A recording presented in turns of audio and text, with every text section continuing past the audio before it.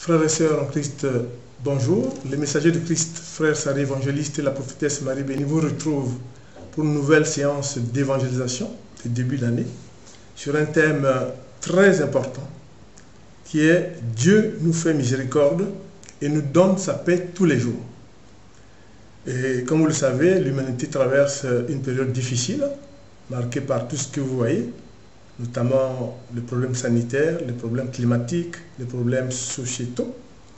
Et c'est en ce moment que quelquefois, la foi peut flancher et on peut assister quelquefois à des dérives et des difficultés, même dans les rapports humains, les rapports entre serviteurs de Dieu, entre les chrétiens et entre les païens ou entre toute personne, entre deux personnes tout simplement, par l'impact que comportent effectivement les problèmes susmentionnés.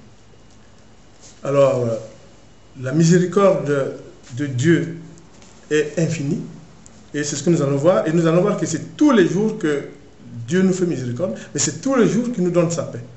Et souvent, le thème de la paix de Dieu n'est pas souvent traité par nous tous. Donc, c'est l'occasion pour laquelle, sous l'instigation et l'inspiration du Saint-Esprit, nous abordons ce problème très important. La miséricorde va ensemble avec la paix de Dieu. C'est très important et nous allons le voir. Et on sait très bien que Dieu est miséricordieux, puisque les Écritures, toutes les Écritures, la Bible, aussi bien l'Ancien que le Nouveau Testament, est rempli des actes de miséricorde de Dieu envers la création. C'est un terme biblique, la miséricorde. C'est un terme vraiment biblique et n'est pas mis dans un contexte hors biblique, n'a pas de grand sens, puisque la miséricorde ne peut provenir d'un être supérieur, autrement dit du Créateur, parce que lui seul, avec des intérêts, peut exercer sa miséricorde, comme nous allons le voir. Ce terme biblique se révèle par la bonté de Dieu, par la compassion, par la grâce qu'il donne, par la pitié et sa disponibilité à soulager et à venir en aide au peuple en détresse et pendant le malheur. Étymologiquement parlant, dans miséricorde, vous avez la misère. Donc, un miséricordieux est quelqu'un qui serait sensible à la misère. Mais vous et moi, on ne peut pas dire comme ça, mais mon cousin, mon ami est miséricordieux. La miséricordieux est tellement très nettement haut placée qu'elle relève de Dieu. Bien sûr qu'on peut, notamment quand on suit les sermons sur la montagne de Christ, on voit très bien qu'à notre niveau, on peut aussi avoir des actes de miséricorde. Donc, et comme on le disait, Dieu a manifesté sa miséricorde dans des actes forts à travers les récits bibliques, comme vous le savez. Il a choisi un peuple pour le libérer de la servitude, et vous savez que c'était un grand acte de miséricorde, puisque en faisant cette promesse, il a dit, ce peuple, je vais le délivrer et je vais le conduire vers la terre promise, et il l'a fait. C'est très important.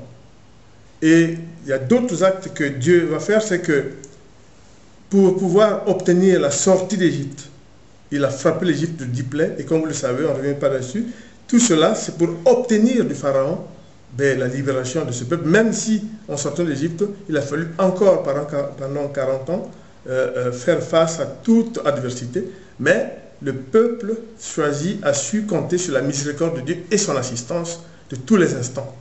Et ça c'est très important, notamment au moment où, coincé devant la mer Rouge, avec les troupes du Pharaon qui étaient à leur recherche, Dieu a manifesté sa puissance et a pu faire traverser le peuple élu et en même temps a puni sévèrement le Pharaon et ses soldats, notamment, comme vous le savez, la mer s'est renfermée sur eux.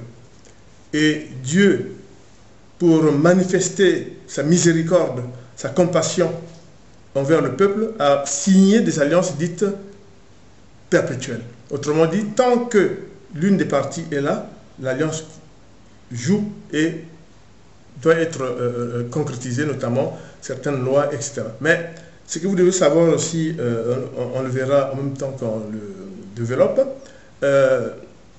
dans l'Ancien et le Nouveau Testament, ce qui les différencie, c'est effectivement les alliances. Hein. Les alliances signent la miséricorde. L'Ancien Testament, c'est l'alliance avec les Hébreux. Et le Nouveau, c'est l'alliance dite chrétienne. Mais en fait, on dit chrétien, mais c'est l'alliance de Dieu avec le monde entier, en principe. C'est comme ça. Puisque l'Église, corps de Christ, est par définition la continuation de l'œuvre de Jésus sur terre, afin, effectivement, d'évangéliser et de faire en sorte que les païens qui se convertissent. Donc, c'est pour toute l'humanité. Donc, Dieu est miséricordieux. Il a montré notamment pendant la traversée du désert, dans le livre Nombre, vous avez ce sur quoi Dieu a tout fait pour que le peuple puisse arriver effectivement à sa destination finale, à braver toutes sortes de dangers, et venir en aide à la famine, à la soif. C'est la miséricorde de Dieu. C'est très important. Et cette compassion s'est entraînée de bénédiction, s'est entraînée de guérison, s'est entraînée de délivrance de nourriture, la manne, la nourriture des anges, et toute une série d'actes concrets qui ont permis au peuple de Dieu d'avancer et d'aller progressivement vers la terre promise. Bien sûr qu'il y a eu aussi notamment, je dirais, des actes rebelles, hein, de rébellion, quelquefois, du peuple élu, peut-être secondaire à l'action du diable, notamment l'affront à Dieu, mais on sait très bien que quand les serpents ont attaqué le peuple de Dieu qui avait des morts, Dieu a donné à Moïse l'alternative qui était les serpents d'airain, autrement dit les serpents de bronze. Il suffisait de regarder au ciel pour que vous soyez guéris. Et c'était un message de Dieu comme pour dire que l'Éternel vient toujours à la rescousse de son peuple. En regardant le ciel, vous avez le salut, parce que le danger vient de la terre. Au ciel, il n'y a pas de serpent. Et ça, dans le livre de Nombre, je vous invite à le lire, et c'est très passionnant, c'est très important, l'épisode des serpents d'airain. Hein, vous voyez que vraiment c'est là où on voit la miséricorde de Dieu, la bonté de Dieu. Mais il y a aussi la miséricorde de Dieu concernant certains serviteurs.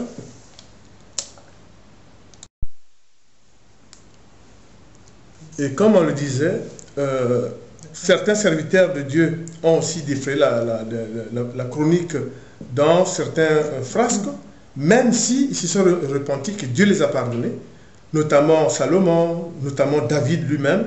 Et vous savez que ces deux serviteurs de Dieu ont été à l'origine de pas mal d'actes glorieux, notamment la rédaction des livres Sapiento, hein, et des psaumes. Hein. David en a écrit beaucoup que Dieu a béni. Hein. Il y a 150 plus le psaume 151 qu'on vient de découvrir.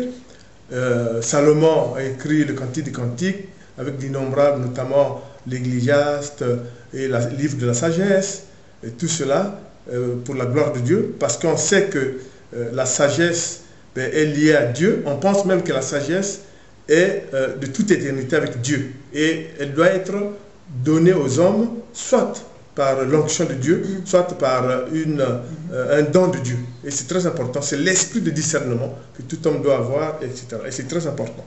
Et c'est pour ça que vous verrez toujours dans les livres comment Dieu vient auprès de ses serviteurs et quelquefois, sévèrement, il les pardonne, mais sévèrement aussi, il les punit. C'est très important, notamment la déchéance de Salomon, même si, comme je vous le dis, Dieu a su aussi prendre acte de ce que ses serviteurs avaient fait, notamment ce que David avait notamment fait, sans compter les conquêtes, sans compter les psaumes, mais c'était un homme de Dieu qui a servi, même si il y a eu d'autres effets négatifs, mais la miséricorde de Dieu, telle que Dieu nous l'a présentée, l'a dit, c'est aussi un des grands serviteurs de Dieu. Et vous verrez que dans l'Ancien Testament, il y a des actes de miséricorde qui vont montrer que Dieu est miséricordieux et accepte toujours ceux qui se répandent et reviennent vers lui. Et ça, nous le verrons aussi, que Dieu va le montrer, notamment dans le Nouveau Testament, par la parabole mythique de la parabole de l'enfant prodigue. Il part, il crée des troubles, il gaspille son argent, il revient vers le Père qui l'accueille, et c'est comme ça que même Jérémie aussi a même traduit cela en disant que Dieu sait accueillir ceux qui reviennent vers lui, et c'est très important, c'est la miséricorde de Dieu, la miséricorde infinie de Dieu. Ça, c'est très important.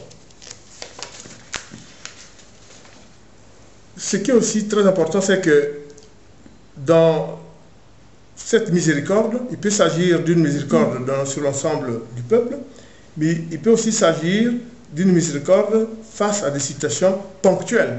On sait que par exemple, Élie fuyant Jézabel, la femme du roi Uzias, notamment quand il y a eu ce problème du Mont Carmel, où on avait accusé et on cherchait Élie pour le tuer, Dieu est intervenu. Vous savez, vous lisez dans l'épisode, vous voyez comment Dieu est intervenu. Dieu, dans sa miséricorde, peut aussi aider certains serviteurs, c'est très important. Ce n'est pas que biblique, c'est pour vous montrer que ce n'est pas quelque chose d'abstrait, c'est du concret. La miséricorde de Dieu est invisible, mais elle est là présente. C'est très important. Et au lieu de vous parler des faits théoriques, nous vous donnons des références, des personnages bibliques pour vous conforter dans votre raisonnement, parce que l'évangélisation doit comporter des éléments concrets. On ne peut pas évangéliser sur l'abstrait. Et justement, en allant lire vos passages bibliques, vous verrez comment Dieu a aidé Élie, qu'on cherchait à tuer, effectivement, après la mort de prêtre au Mont Carmel. Ensuite, vous avez aussi le roi Ézéchiel, ce qui est classique, hein, qui, à 30 ans, était roi, mais devait mourir parce qu'il avait une maladie incurable, et qui, bien sûr, a pleuré. Et, effectivement, voilà, Dieu a prolongé sa vie de 15 ans, et il avait, effectivement, vécu 15 ans de plus. Vous avez aussi le fait, comme je disais tout à l'heure, que Dieu a envoyé le prophète Nathan quand David avait beaucoup d'égarements, notamment avec celle qui sera la mère de Salomon, où cette dame avait une grossesse d'un des chefs de l'armée de David, qui était mort, et ça avait déplu fortement au Créateur, et le Créateur a sanctionné, puisque dans le subterfuge que voulait faire David pour bien reconnaître cet enfant qui n'était pas de lui, mais qui était de son chef de guerre qui était mort, mais l'enfant était mort. Dieu il a pleuré en invoquant Dieu que non, je peux l'adopter. Non, Dieu a fait. Et ce n'est qu'après que, évidemment, la mère de Salomon a eu Salomon de l'union avec David. C'est pour montrer aussi que Dieu est un Dieu rigoureux. Dieu n'est pas un Dieu de désordre. Et je dis cela parce que souvent on dit que Dieu est miséricordieux tout le temps, point, on peut faire ce qu'on veut. Non, non, non, non. On ne peut pas faire tout ce qu'on veut comme ça. Nous allons le voir, c'est très important. Je peux même vous citer un passage biblique mythique que beaucoup, je pense, n'ont peut-être jamais relu de leur vie, même des serviteurs de Dieu, où Dieu montre qu'il n'est pas un Dieu de désordre. Je ne voudrais pas trop avancer parce que j'aurai une évangélisation sur le sacerdoce de Christ, aujourd'hui, demain et dans le futur. Et nous verrons que Dieu n'est pas un Dieu de désordre, comment il va frapper un serviteur de Dieu. Ça, c'est très important. Vous avez aussi que Dieu a effectivement aidé dans le livre de Daniel, une dame, Suzanne, qui avait la crainte de Dieu, qui était accusée faussement. On a failli la tuer et Dieu est intervenu par Daniel avec la voix d'enfant qui a plaidé sa cause et il a été libéré. Les deux autres, les malfaiteurs ont été effectivement sanctionnés et conformément à la loi qui prévalait. Vous savez aussi la naissance de Samuel.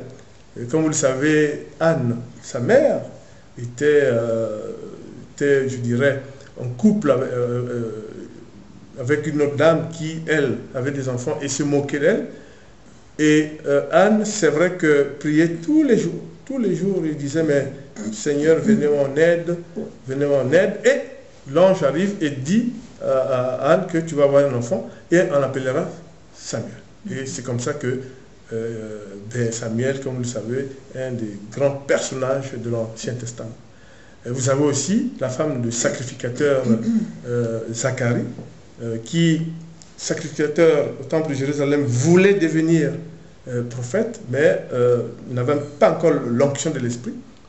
Et sa femme ne pouvait pas aussi avoir d'enfant. Et l'ange aussi apparaît et dit, si vous allez avoir un enfant, Élisabeth ne croyait pas, il a eu l'enfant, et l'enfant était le prédécesseur du Christ. C'est Jean le Baptiste, comme vous le savez. Donc, la miséricorde de Dieu peut aussi, comme ça, s'exercer. On préfère vous donner des exemples concrets, parce que souvent, ce qu'on entend, c'est abstrait. Non, il faut donner des exemples bibliques concrets, et comme ça, le chrétien s'aperçoit que, oui, Dieu est miséricordieux par des actes concrets qu'il a fait, qu'on peut retrouver effectivement. On peut très bien vous citer des témoignages autres, qui sont des témoignages actuels non bibliques. Ce n'est pas ça la mission d'une évangélisation, il faut du concret. Donc, on peut dire que la miséricorde de Dieu et la disponibilité du Créateur à toujours venir en aide à la création. Autrement dit, quand il y a eu le péché d'Adam et Ève et que Dieu les a chassés du paradis, en même temps, Dieu leur a montré les moyens du salut. Il n'a pas abandonné complètement.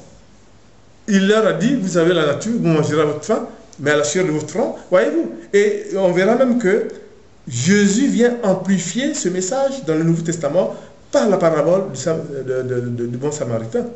Bien sûr que vous allez manger à la sueur de votre front. Si tu ne travailles pas, tu ne manges pas. Mais Dieu, quand même, met en place les œuvres sociales. Par bien sûr, la parabole du bon samaritain, comme on le verra, Dieu vient en aide à la création, puisque un samaritain arrive et aide même son ennemi, sans compter, et c'est ça la vocation sociale de l'Église. Ça, c'est très important. C'est pour ça que la prophétesse va lire un texte d'Isaïe, un texte d'Isaïe 54, où nous allons savoir que la miséricorde infinie de Dieu ne nous abandonne pas, elle est présente tout le temps, et elle est prélude à la paix du Seigneur. Voilà. Alors je lis Isaïe 54, versets 8 à 9. Je lis la parole de Dieu. J'étais très en colère contre toi, et j'ai refusé de te voir pendant un court moment. Mais avec un amour sans fin, je te montre ma tendresse. C'est moi le Seigneur qui te dit cela, moi qui te libère. Je vais agir comme au temps de Noé. J'avais promis qu'il n'y aurait plus de grandes inondations sur la terre. De même, je promets aujourd'hui de ne plus me mettre en colère contre toi, de ne plus te menacer. Amen. Amen. Comme vous voyez, la miséricorde de Dieu est immense et elle est concrète. Et pour continuer dans le même sens, je vais lire le psaume 103 pour que vous voyez qu'effectivement c'est du concret. Le psaume 103, la parole du Seigneur, je lis. 103, 7 à 14. Il a découvert ses projets à Moïse et ses grandes actions au peuple d'Israël. Le Seigneur est rempli de tendresse et de pitié. Il est patient et plein d'amour. Il ne fait pas sans arrêt des reproches. Sa colère ne dure pas toujours. Il ne tient pas compte de nos péchés. Il ne nous punit pas comme nous le méritons. Son amour pour ceux qui le respectent est immense, immense comme le ciel au-dessus de la terre. Comme le soleil levant est loin du soleil couchant, il met nos fautes très loin de nous. Comme un père aime ses enfants, le Seigneur aime avec tendresse ceux qui le respectent. Il sait bien de quoi nous sommes faits et il se souvient que c'est d'un peu de poussière. Voilà, tu es poussière, tu retourneras poussière. Et comme il le sait, il est compatissant à sa création. Donc, c'est pour vous dire que c'est du concret. L'Éternel est donc compatissant. Et l'Exode, le livre d'Exode souligne, l'Exode 34, versets 6 et 10, il dit que Dieu est miséricordieux et compatissant, lent à la colère, mais riche en bonté. Donc, la miséricorde de Dieu est de tous les instants. Elle a fait ses preuves. Elle nous assure du bonheur. On peut compter sur lui. Mais évidemment, il nous faut aussi être disponible. Il nous faut aussi être, je dirais, en règle par rapport aux préceptes du Créateur. Ça, c'est très important. On ne fait pas du n'importe quoi et demander au Seigneur chaque fois la miséricorde, alors qu'on ne suit pas les chemins de Dieu. Ça, c'est très important et nous allons revenir. Donc, il ne faut pas se laisser abuser par le démon dans le sens d'une facilité, en pensant toujours qu'il y aura le pardon, et on revient, on refait. Parce que là, je peux vous dire que nous vous lirons un message quelque part où Dieu dit que le pardon, ce n'est pas tout le temps. Voilà. Dieu peut se rappeler à nous quand nous nous égarons, c'est vrai, et nous l'oublions, mais il est miséricordieux.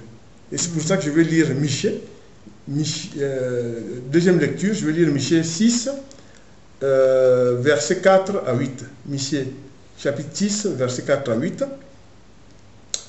Je t'ai fait sortir d'Égypte. Je t'ai délivré de l'esclavage. Je t'ai donné comme chef Moïse, Aaron et Myriam et leurs sœurs. Est-ce que tu me reprocherais cela? Non. Donc c'est pour vous dire que vraiment Dieu est miséricordieux. Et nous verrons que vraiment sa miséricorde est sans fin.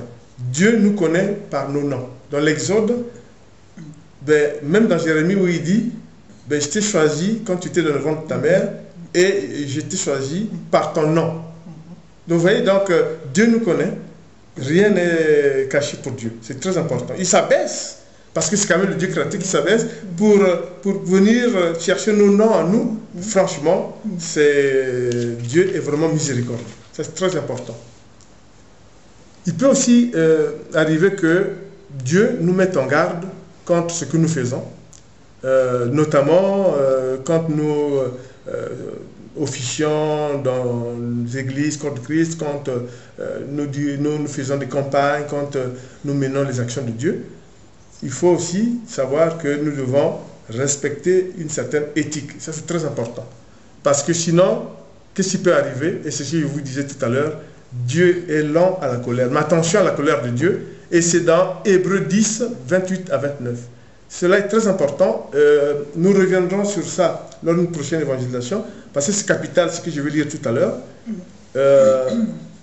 Dans le Nouveau Testament, on sait très bien que Jésus, en guérissant un paralytique, il va lui dire, il ne va pas dire que ta foi t'a sauvé, il va le reconnaître en disant, mais tiens, tu avais déjà eu une grâce au temple de Jérusalem, et là, tu es couché sur une civière, et Jésus va dire, lève-toi et marche. Mais il va lui dire, attention, parce que la prochaine fois, ça sera terrible, ce qui va t'arriver. Et justement, en lisant Hébreux 10, 28 à 29, qui se concorde avec ça, vous allez voir que Dieu nous met en garde. Hein. Hébreux 10, 28 à 29. Quand quelqu'un n'obéit pas à la loi de Moïse, 2 ou 3 témoins doivent dire s'il est coupable. Dans ce cas, on le tue sans pitié. Celui qui méprise le Fils de Dieu méritera une punition encore plus dure, n'est-ce pas? En effet, celui-là ne respecte pas le sang de l'alliance qu'il a libéré du péché. Il insulte l'Esprit Saint qui nous fait connaître la bonté de Dieu. Et ça, c'est Paul. Paul qui le dit dans Hébreux. Et c'est la parole de Dieu. Donc attention, la miséricorde de Dieu est infinie. Mais en même temps, il faut se mettre sur la voie de Dieu. C'est très important. Donc, Dieu a fait preuve d'une miséricorde qui est encore plus importante. C'est qu'il a envoyé son Fils sans que les hommes l'aient demandé pour le rachat de nos péchés. Quelle grande miséricorde! Dieu a envoyé son Fils Jésus, en agneau de Dieu, mourir sur la croix après sa passion pour le rachat de nos péchés et pour nous sauver victorieux sur le monde des ténèbres, sur la mort, en ressuscitant le 3e jour. C'est la plus grande miséricorde du Seigneur. Mais elle est sans fin, la miséricorde du Seigneur. C'est la plus grande miséricorde, c'est très important. Donner son propre Fils en agneau de Dieu pour racheter les péchés, sans même que les intéressés aient demandé. C'est vraiment Dieu de toute bonté. Amen.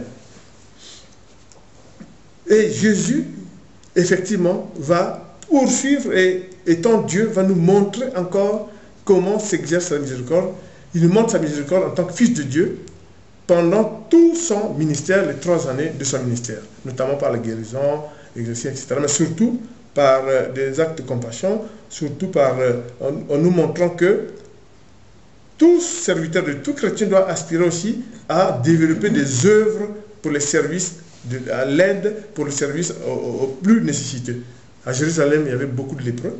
À Jérusalem, il y avait beaucoup de pauvres. Et la lèpre, en son temps, en ce moment-là, était très associée à la pauvreté.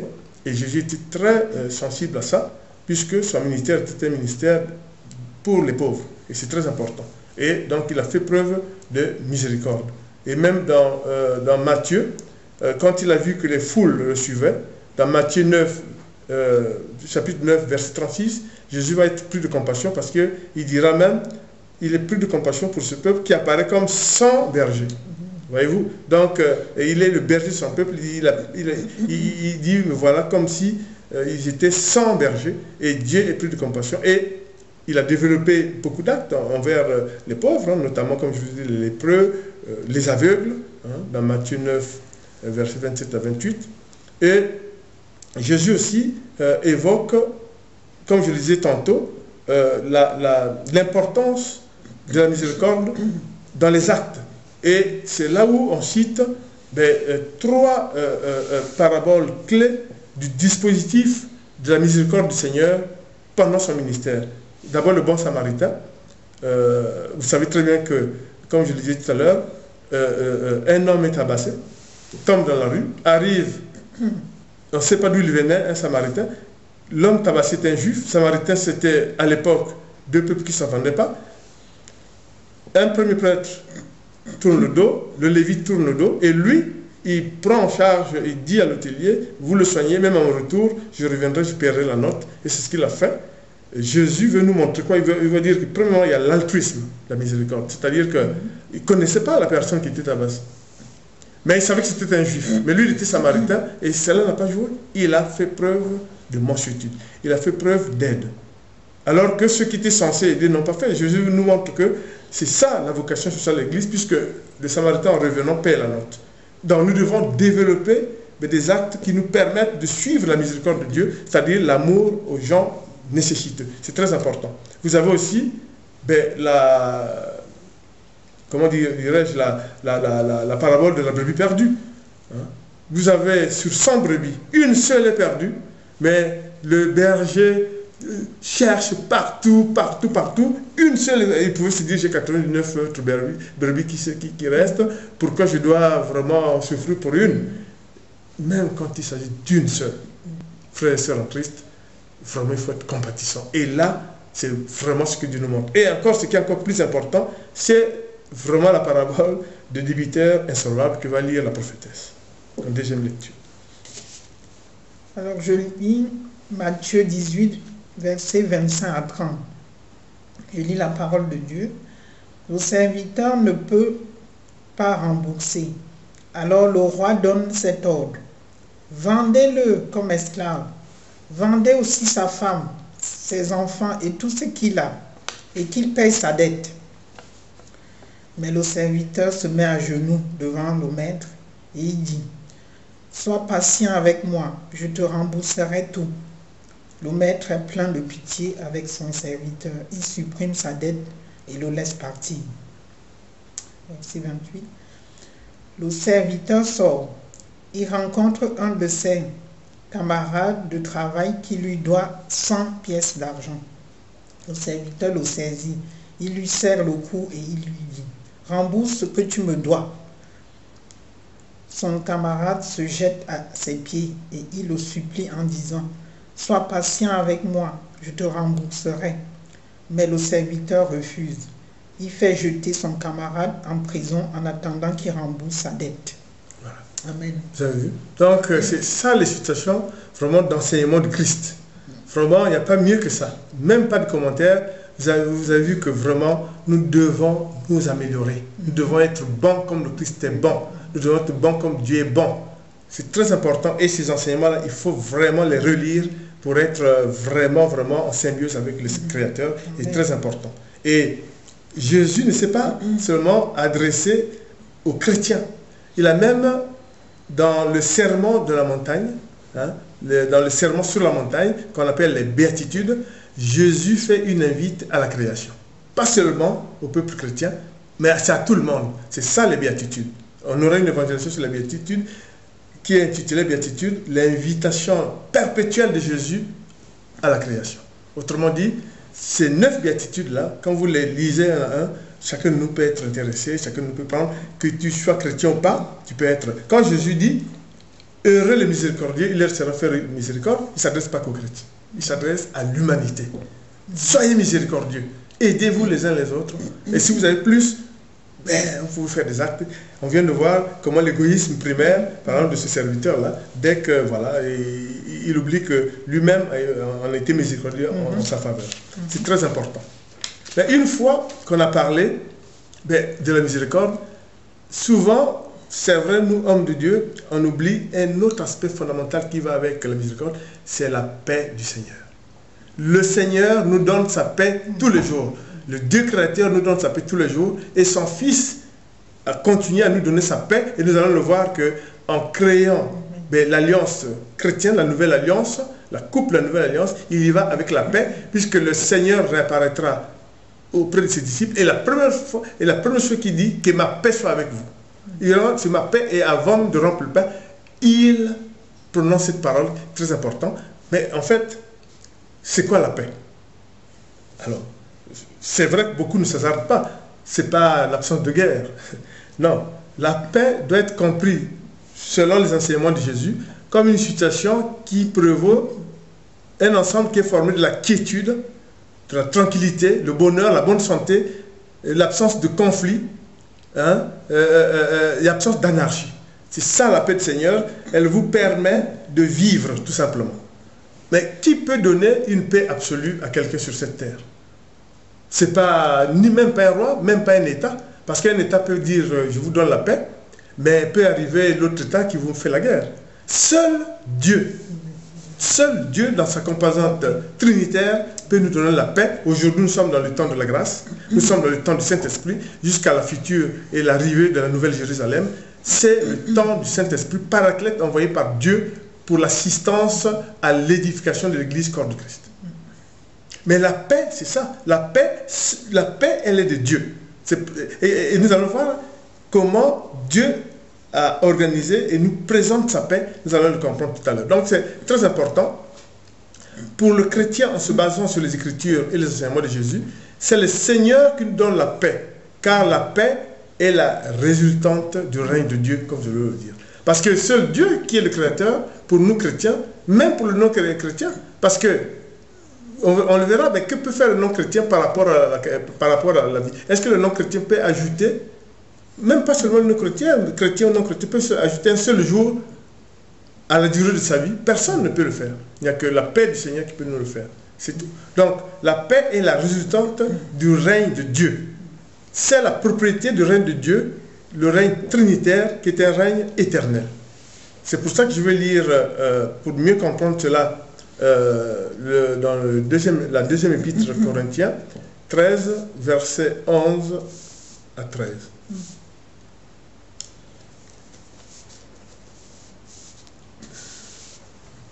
Maintenant, frères et sœurs chrétiens, soyez dans la joie. Cherchez à être parfaits et encouragez-vous et soyez d'abord d'accord entre vous. Vivez dans la paix.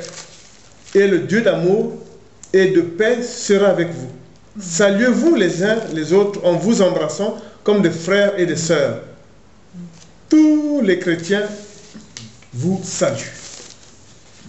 Que le Seigneur Jésus-Christ vous bénisse, que l'amour de Dieu et l'Esprit Saint qui vous unit soient toujours avec vous. Donc la paix relève de Dieu et Dieu nous donne sa paix. Et nous allons le voir que cela est très important. Après la résurrection de Christ, chaque fois que Jésus apparaissait auprès des disciples, le Jésus ressuscité, il disait que la paix soit avec vous. Je vous donne ma paix. C'est très important.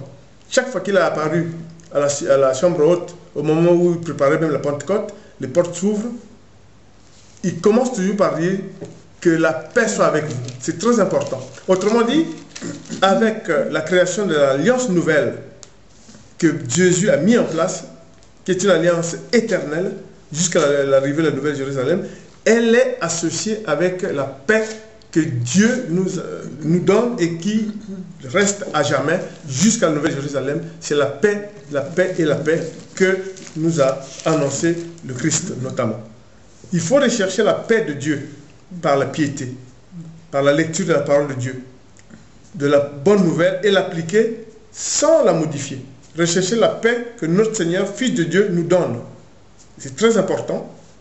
Nous allons faire quelques lectures pour vous montrer que, par exemple, dans Romains 14, versets 17 à 19, il est dit, Paul dit, en effet, le royaume de Dieu n'est pas une question de nourriture et de boisson. Le royaume de Dieu, c'est la justice, la paix et la joie donnée par l'Esprit Saint. Celui qui sert le Christ de cette façon plaît à Dieu.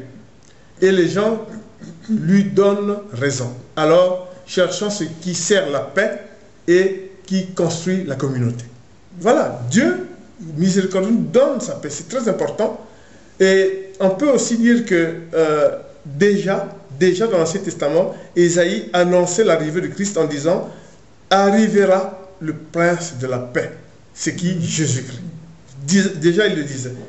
Ésaïe, justement, dans le chapitre 9, verset 5, il dit « Un enfant est né pour nous ». Ça, c'est bien avant la venue du Christ. Ça, c'est Ésaïe. « Un enfant est né pour nous, un fils nous est donné, il a reçu l'autorité d'un roi, on lui donne pour nom conseiller merveilleux, Dieu fort, Père pour toujours et prince de la paix. » Frères et sœurs en Christ, il faut que dans nos évangélisations, nous insistions sur le fait que Jésus est le prince de la paix. Envoyé par le Père, il nous a apporté la paix. On n'insiste pas très souvent sur cet aspect. Il y a la miséricorde et la paix. La paix, c'est autre chose que la miséricorde. La paix, c'est grâce à la paix que vous et moi, on est là comme ça, parce que c'est la volonté de Dieu. Sinon, on ne sait pas ce que ferait le diable. Pourquoi le diable n'attaque pas? Il ne peut pas. Le diable n'est pas omniprésent. Il n'a pas cette capacité. Mais il attend un moment propice. Et c'est Dieu qui nous assure la paix. C'est très important, tous les jours. C'est très très important, il vient de lire. Déjà, Ésaïe, avant même l'arrivée de Christ, nous disait qu'un prince de la paix viendra et il était là. C'est très important. Voilà. La venue du Messie est associée à sa paix. Lors de sa naissance par le mystère de l'incarnation, Dieu, avec les anges, ont chanté le Gloria. Comme vous le savez, c'est la chanson de Dieu composée par les anges. C'est le Gloria, Actes des Apôtres 10, verset 36. Donc Jésus nous donne sa paix en annonçant en même temps la continuation de son action de paix par l'Esprit Saint, par le consolateur comme on dit, le Rédempteur, par l'Esprit Saint. Et c'est très important. Donc la paix est associée à la venue du Saint-Esprit, puisque comme nous allons le voir, Jésus, pour manifester, il faut vraiment lire vos Bibles, pour manifester que la paix est une propriété de Dieu, Dieu seul, c'est lui qui donne la paix. Il donne en exemple aux apôtres. Qu'est-ce qu'il fait? Dans Jean, chapitre 20, verset 21-23, il souffle. Jésus souffle ses disciples en donnant la paix. Et c'est ce que va lire la troisième lecture de la prophétesse. Alors je lis Jean 20, versets 21 à 23. Jésus leur dit encore une fois, « La paix soit avec vous. Comme le Père m'a envoyé, moi aussi je vous envoie. » C'est 22. Après ces paroles, il souffle sur eux et il leur dit, « Recevez l'Esprit Saint. Quand vous pardonnerez les péchés à quelqu'un, Dieu vous donnera son pardon. Quand vous refuserez le pardon à quelqu'un, Dieu le refusera aussi. » Voilà. Amen. Voilà. Donc la paix, c'est la quiétude. Elle est une propriété exclusive de Dieu. C'est très important. Bien sûr qu'entre les humains, vous pouvez signer la paix. On ne veut pas de guerre. Ça, c'est la paix entre les hommes. Mais la paix, dans la plénitude du mot paix, voilà, elle dépasse tout entendement. Elle est invisible, parce qu'elle ne se voit pas. Même quand elle est invisible dans les situations de conflit, Dieu agit pour l'humanité. Dieu agit pour l'humanité, tout confondu. C'est très important parce que Jésus a vaincu la mort pour nous sauver. Par sa résurrection, il a vaincu le monde des ténèbres, le monde du mal et il nous a donné sa paix. C'est très important. Jésus nous a enseigné à multiplier la grâce et la paix du Christ dans les salutations chrétiennes. Et vous remarquerez que dans les actes des apôtres et dans les épîtres, les disciples de Jésus, effectivement, dispatchent la paix du Seigneur, même quand ils commencent leur épître ou à la fin de leur épître, il y a toujours la paix. C'est très important. Donc, serviteurs de Dieu qui nous écoutez, exercez ça sans atterrement. Il faut bien dire que vous avez la paix, vous apportez la paix. Cela suppose que vous interrogez le fait que vous n'êtes pas conflictuel. Cela vous interrogez le fait qu'il peut y avoir la différence. Cela vous interrogez le fait qu'on peut avoir différentes appréciations. Mais il faut s'unir en dernière instance pour que chacun apporte la paix là où il est. C'est très important. Nous oublions qu'il y a un prince de la paix. C'est Jésus-Christ, Fils de Dieu, et annoncé par Ésaïe depuis longtemps. C'est très important. Voilà, c'est le message de la croix, c'est le message de la paix. C'est très important. Et c'est pour ça que je dis qu'il faut vraiment, vraiment faire en sorte que nous mettions autour de nous la paix, comme les disciples l'avaient fait dans chaque épître, etc. Ils étaient joyeux. Donc, être joyeux entre chrétiens et se faire les salutations, c'est ce qu'on peut retenir des différentes épîtres. Parce que les épîtres, bien sûr, on les lit, voilà, c'est des épîtres, c'est des lettres, tout et tout. Mais attention, bon, c'est d'abord la parole de Dieu, puisque ça fait partie du canon biblique. Mais en même temps, c'est des disciples du Seigneur qui ont écrit. Même si c'est un canon biblique, qu'est-ce que Dieu veut dire par là? C'est ma parole, mais Dieu veut dire aussi que c'est des hommes comme vous qui ont écrit, serviteurs de Dieu, suivez leur exemple. C'est ce que veut dire aussi Dieu. C'est très important. Or là, les gens se déplacent dans tous les sens, il y a l'animosité, on perd la vraie parole de Dieu, on aura l'occasion de le dire, bon, on veut remplacer certaines paroles, alors que l'évangile, la bonne nouvelle de Jésus-Christ est immuable, inchangeable. Elle est ce qu'elle est, Dieu seul peut la qualifier. C'est très important. Donc, la miséricorde et la paix du Seigneur doivent être conçues comme le pardon entre les hommes, hein, car le pardon est la résultante d'une attitude de miséricorde, mais en même temps de promotion de la paix. Donc, on peut dire que la concorde va être la résultante des deux, et même le pardon sera la résultante des deux, tu pardonnes, mais pour assurer la paix, que la personne vive paisiblement parce que tu l'as pardonné. C'est très important. C'est pour ça que Jésus a utilisé, je dirais, un type d'enseignement qui est vraiment perpétuel, tant que le monde vivra, ça sera les paraboles de la miséricorde.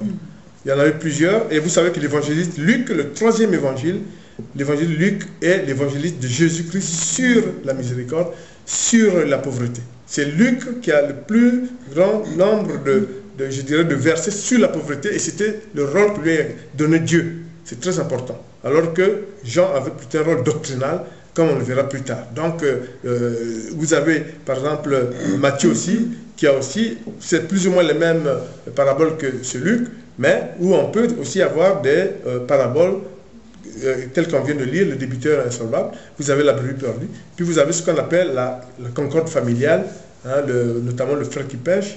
Je vais essayer de vous le lire. Alors, c'est vraiment, ça aussi, beaucoup de nos, je dirais, frères, serviteurs de Dieu, ne font pas cette évangélisation, très importante, sur la concorde familiale.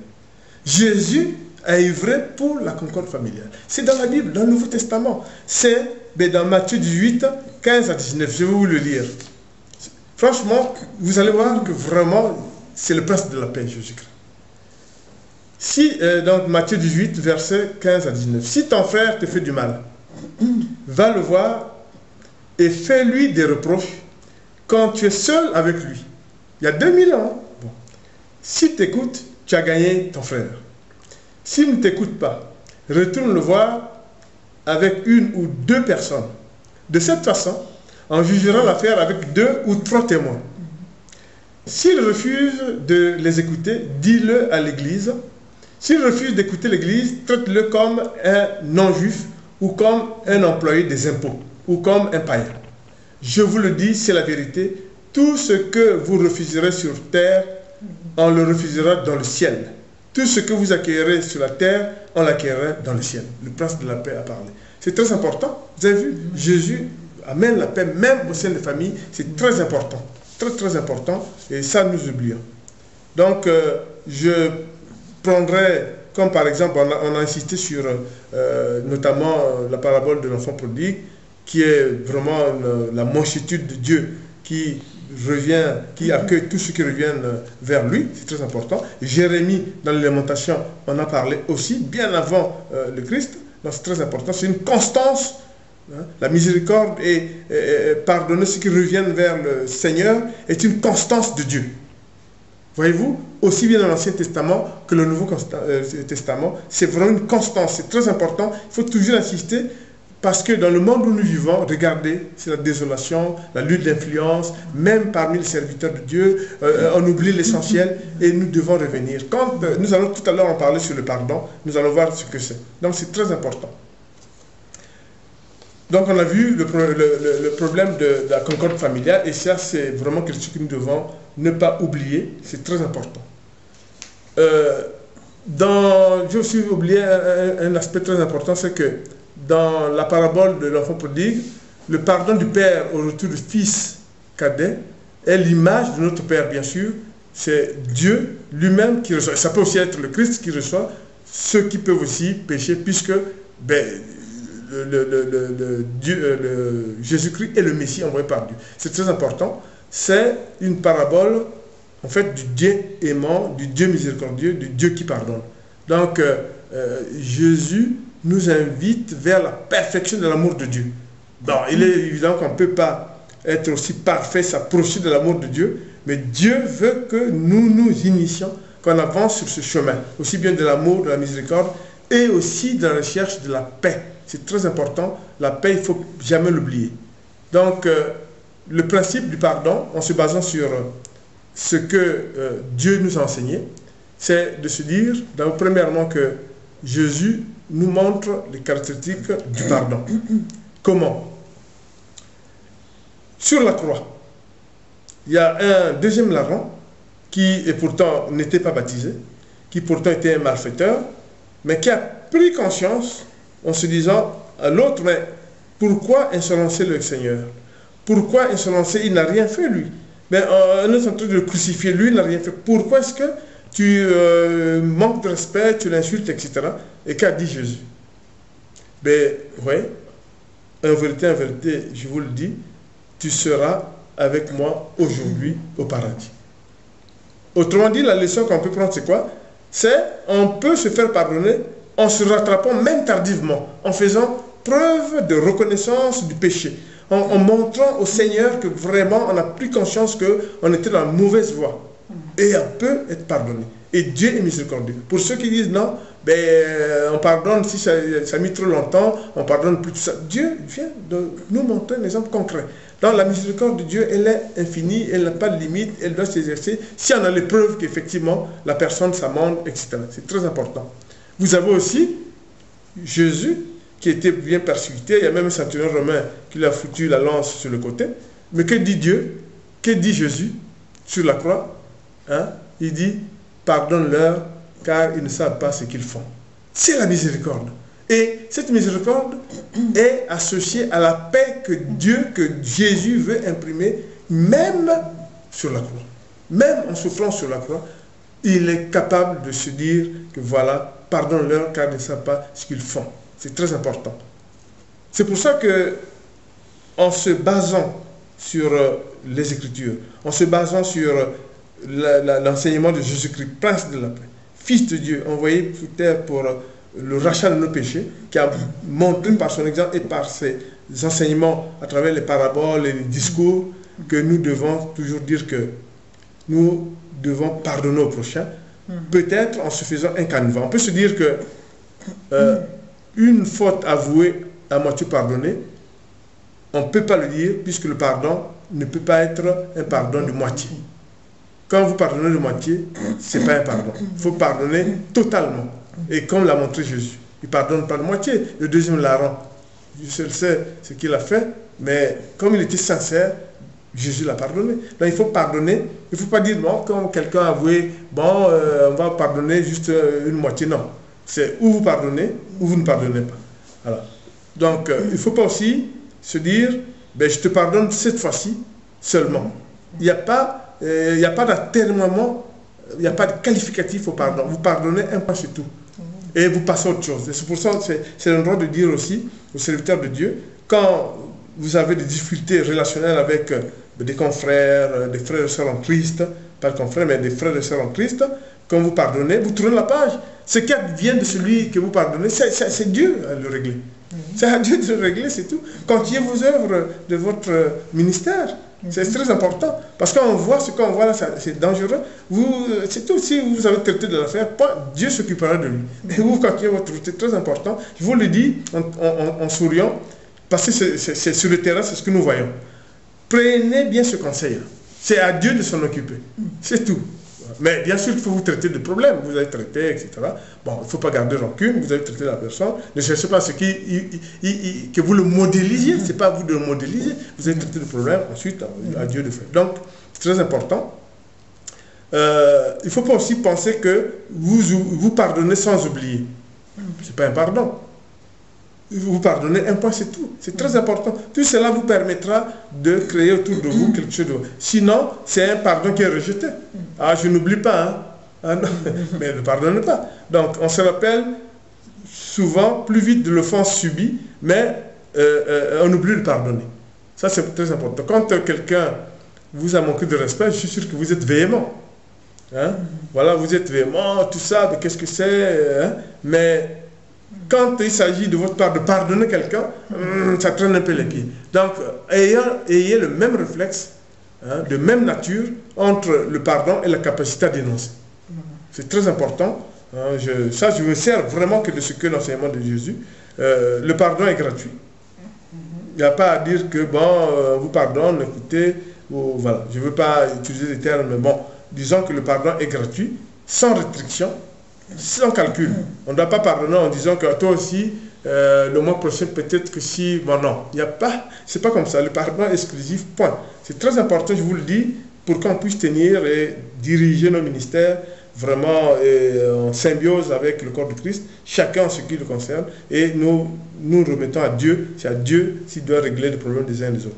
Donc le pardon, effectivement, un rôle libérateur, ça Jésus l'a montré, puisque quand vous pardonnez, c'est d'ailleurs ce qui fait la justice humaine. La justice humaine s'est inspirée un peu de Dieu. Quand on dit que il a accompli sa peine, et la personne revient dans la vie sociale correcte, ne fait plus. C'est pour ça qu'on dit que le pardon a un rôle correcteur. Donc votre pardon à vous en tant que chrétien, où il n'y a pas d'argent, etc., si vous pardonnez, mais la personne peut se dire, ah, j'ai été pardonné cette fois-ci, c'est fini, je ne fais plus. Donc le pardon est correcteur, c'est très important, et c'est les enseignements de Christ. Ça c'est très très important. Parce que sinon, si on vit avec sa faute, attention, quelqu'un qui vit avec sa faute peut être dangereux. Il incrimine, il peut... Voilà. Donc c'est très important. Jésus nous a montré qu'on ne doit pas avoir de rancœur. Voilà. On ne doit pas avoir de rancœur, et c'est très important. C'est pour ça que je vais lire, pour terminer quand même, le psaume 103, versets 2 à 4, qui est très important. Oui, je veux dire merci au Seigneur, sans oublier un seul de ses bienfaits. C'est lui qui pardonne toutes mes fautes et guérit toutes mes maladies. Il arrache ma vie à la tombe, il me couvre d'amour et de tendresse. Voilà. Donc, Dieu, par ce psaume, qu'est-ce que ça veut dire? Ça veut dire que Dieu est miséricordieux et fait la paix tous les jours.